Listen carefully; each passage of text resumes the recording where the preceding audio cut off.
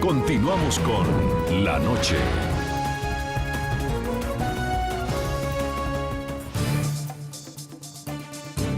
¿Está Venezuela calificada para ingresar al Consejo de Seguridad de las Naciones Unidas? Ese es el interrogante que divide a quienes guardan silencio frente a la conducta represiva del régimen chavista y quienes defienden los valores democráticos en la región. Paradojas y falta de coherencia encierran la postulación del régimen venezolano a este organismo, sobre todo cuando el chavismo ha venido lanzando duros cuestionamientos contra la ONU. La ONU no acepta reforma alguna. La enfermedad que lleva por dentro es mortal. Dice Ahmadinejad, sanciones del Consejo de Seguridad de la ONU no valen un centavo para la nación iraní. Bien dicho, caramba, no valen un centavo. Y Naciones Unidas, como si no ocurriera nada. El Consejo de Seguridad, qué cinismo hay en el mundo. ¿Ve? Con críticas y ofensas, así se refería el chavismo hacia la Organización de las Naciones Unidas. Pero paradójicamente, hoy Venezuela expresa firmemente su aspiración para integrar un asiento entre los países no permanentes del Consejo de Seguridad del organismo que tanto ha cuestionado. Son las mismas paradojas que argumentan expertos sobre qué tan calificado está un régimen como el de Nicolás Maduro para hacer parte de este organismo que vela por la paz mundial cuando tiene en su contra múltiples denuncias sobre violación a los derechos humanos. El artículo 23.1 de la Carta de las Naciones Unidas establece que al elegir miembros no permanentes del Consejo de Seguridad, la Asamblea tiene que tener en cuenta tres consideraciones. La contribución del país candidato al mantenimiento de la paz y la seguridad internacional, la contribución a los demás propósitos de la organización y la preservación de una distribución geográfica equitativa. Son tres puntos que para algunos analistas Venezuela no cumple, sobre todo el que refiere a la preservación de paz. Pero será un mensaje al mundo de que los países de América Latina y del Caribe han escogido como su candidato a representarlos ante la cúpula política del mundo a un régimen como el venezolano que secuestra estudiantes, tiene presos políticos y tiene un récord olímpico de violaciones a los derechos humanos. Las denuncias en contra del régimen de Maduro de violar los derechos humanos utilizando la fuerza del Estado tampoco permiten que Venezuela cumpla uno de los propósitos de las Naciones Unidas, que están expresamente definidos en el artículo 1 de la Carta. Realizar la cooperación internacional en la solución de problemas internacionales de carácter económico, social, cultural o humanitario y en el desarrollo y estímulo del respeto a los derechos humanos y a las libertades fundamentales de todos, sin hacer distinción por motivos de raza, sexo, idiomas o religión. El Consejo de Seguridad de la ONU está integrado por 15 miembros, 5 permanentes, China, Estados Unidos, Francia, Reino Unido y Rusia, quienes tienen derecho a veto. Y 10 más son no permanentes, Argentina, Australia, Chad, Chile, Jordania, Lituania, Luxemburgo, Nigeria, República de Corea y Ruanda.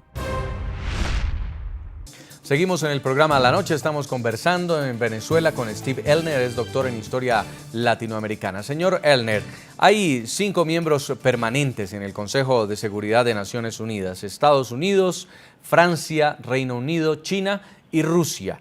Y ellos tienen poder de veto en caso de una intervención militar, en caso de una acción para neutralizar algún régimen que esté matando a su gente o que esté violando a los derechos humanos, como lo hemos estado viendo en algunos casos, como en Siria, o por ejemplo también adelantar una investigación como el programa atómico que podría terminar en fabricación de armas nucleares que puedan ser utilizadas en una eventual guerra en el mundo.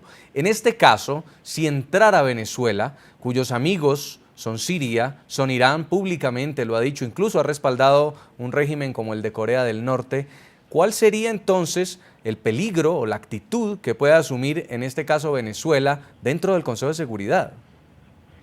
Mire, yo pienso que, como dije antes, cada día es más evidente de que el mundo es multipolar y que ningún país, y en este caso específicamente Estados Unidos, debe tratar de imponer sus posiciones y no reconocer esa diversidad que existe en el mundo. Fíjate lo que está pasando actualmente en Siria. El día de hoy Estados Unidos participó en un bombardeo de ese país pero previamente consultado, previamente se puso en contacto con Siria, porque el grupo terrorista que Estados Unidos está atacando también es enemigo de Siria y también es enemigo de Irán. Y hace poco anunció el primer ministro de Inglaterra que va a sentarse con Irán para hablar sobre asuntos del Medio Oriente, primera vez desde 1953.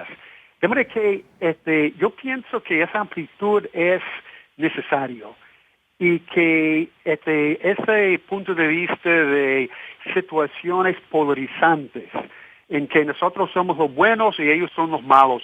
Yo creo que en el mundo de hoy en día los problemas que se enfrentan los países son mucho más complejos. Profesor Oscar Arnal, ¿usted qué cree? ¿Va a traer equilibrio o desequilibrio una eventual llegada de Venezuela al Consejo de Seguridad de la ONU?